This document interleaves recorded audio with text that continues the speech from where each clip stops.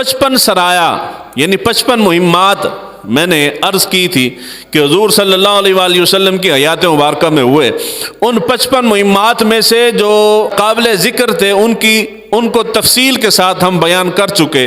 حضور صلی اللہ علیہ وآلہ وسلم کی ہجرت مبارکہ کے بعد پہلی ہجری کے اندر یہ 3 سرایا یعنی 3 مہمات حضور صلی اللہ علیہ وآلہ وسلم نے بھیجی مختلف اوقات کے اندر ہجرت کے پہلے سال میں۔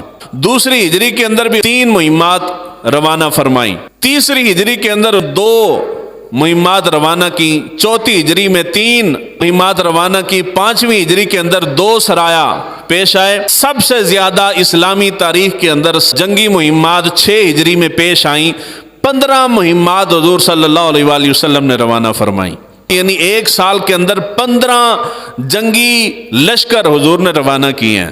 تو یہ بہت بڑی تعداد ہے ایک سال کے اندر۔ پاکستان کے اندر ایک 65 کی جنگ کو لے کے بیٹھ کے تو ہم ہر سال اس کی یاد میں دھمال ڈالتے ہیں، جی اسی 65 دی جنگ لڑی۔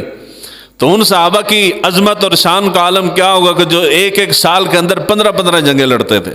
7 ہجری کے اندر 7 سرایا پیش آئے، 8 ہجری میں 11 مہمات حضور صلی اللہ علیہ وآلہ وسلم نے روانہ فرمائیں، 9 ہجری کے اندر 8 مہمات حضور نے روانہ کی، اور 11 ہجری کے اندر ایک سریہ پیش آیا، مشہور و معروف سریہ ہے، اس کو کہتے ہیں سریہ اسامہ بن زید۔ حضرت اسامہ بن زید رضی اللہ تعالیٰ عنہ جلیل القدر صحابی ہیں، وہ اس کے کمانڈر ان چیف تھے۔